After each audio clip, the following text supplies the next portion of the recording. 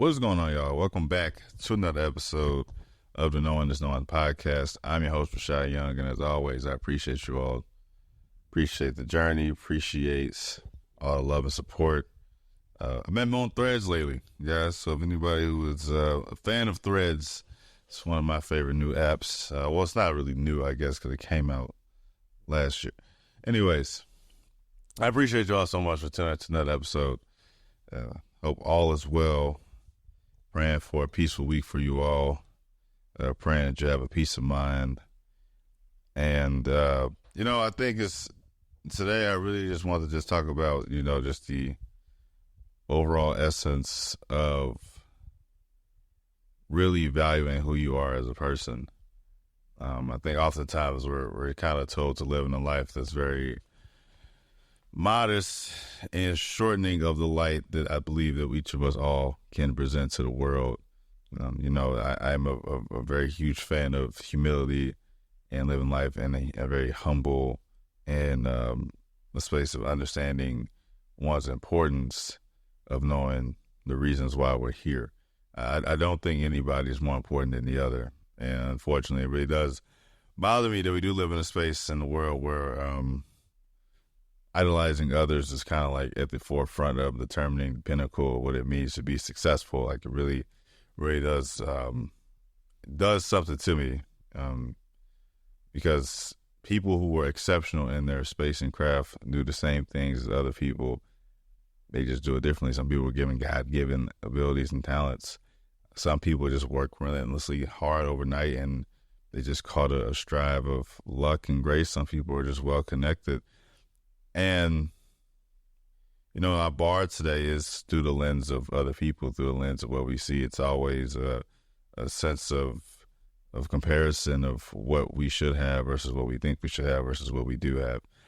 Man, the reason why I think that becomes very much a troubling issue isn't because I think we can undermine ourselves as people and focus on the lack of what we have instead of focusing on what we can have and what we do have, how we can achieve anything that we really put our minds to.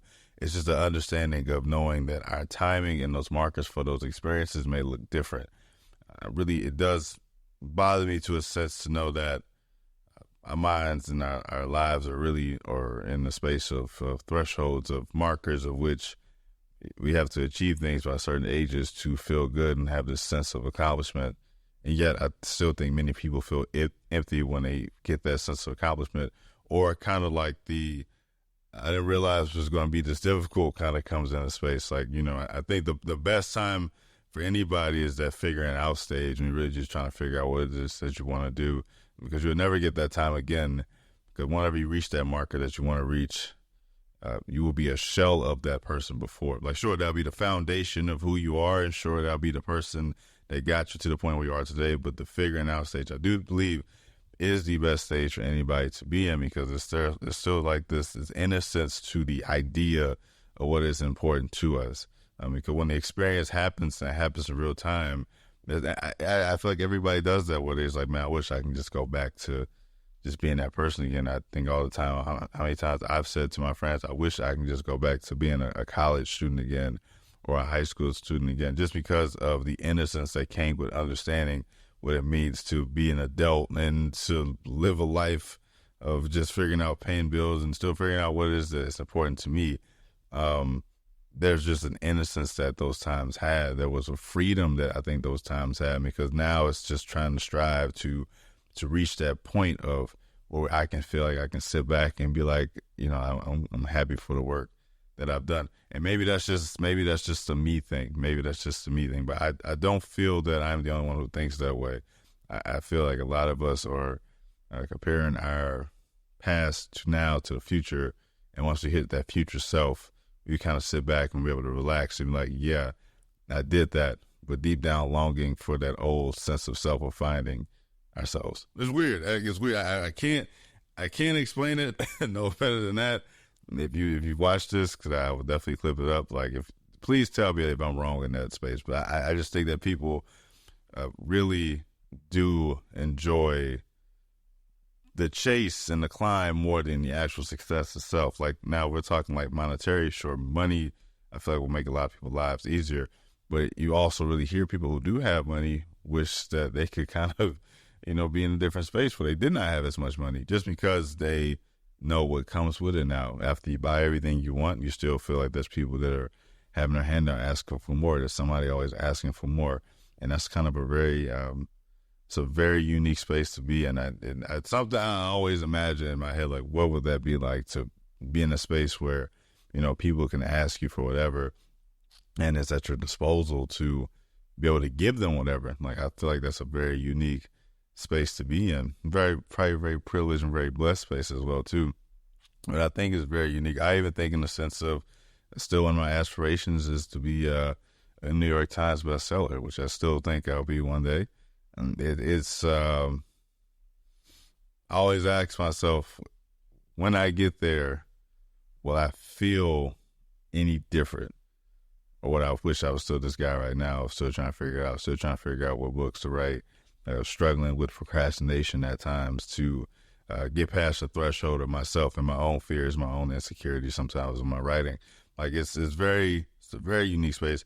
But the point that I want to get into is that I just hopefully that we can find a sense of grace within ourselves wherever that we are, man, to understand that a lot of things in this life aren't, like I said, are out of our control. Like they really are out of our control. Like, really all we can control is today and what we have and what we got going on. I really try our best to make a sense of have a sense of pride in the 24 hours that you have. That's rather you're at the place you want to be at, or you just kind of getting started. Because at some point you will cross that path and you ask yourself, the nights of worrying, does it matter? Because new worries are going to come, new fears are going to come, new doubts are going to come. I don't think there is a life that we live where the negative aspects which we want to remove so bad or avoid does not exist. We will always find a way to continuously live a life where we're going to experience things that are going to challenge us, that are going to make it hard.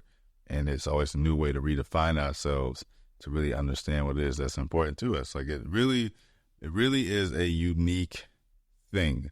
And I wish that, like, I'm sure like many other people, you want to find the answers to those questions of that unique thing. Like, what is it that I can do to kind of move away the negative things that I feel like that I'm feeling or experiencing? And you realize you can't. It's just all art of the life. Like, our life, there's an art to it. There's a freedom to it. There's a nuance of understanding that with good, there's bad. When ups, there's downs.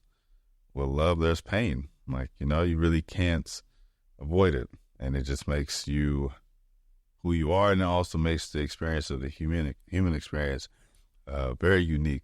So all I'm saying today, and hopefully all I'm saying for the rest of my life, and just as a mindset to have, is to know that I am where I am right now.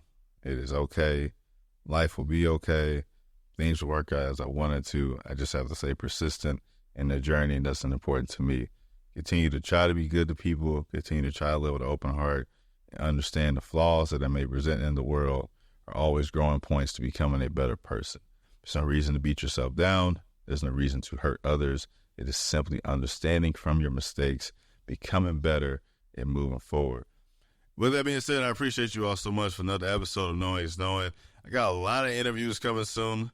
Appreciate everybody on the Threads app that is contacted me. I've sent you all emails, and I'm super excited to connect with people and listen more to their stories and get back into the interview back. So appreciate you all. I'll see you next time. Until next time, peace.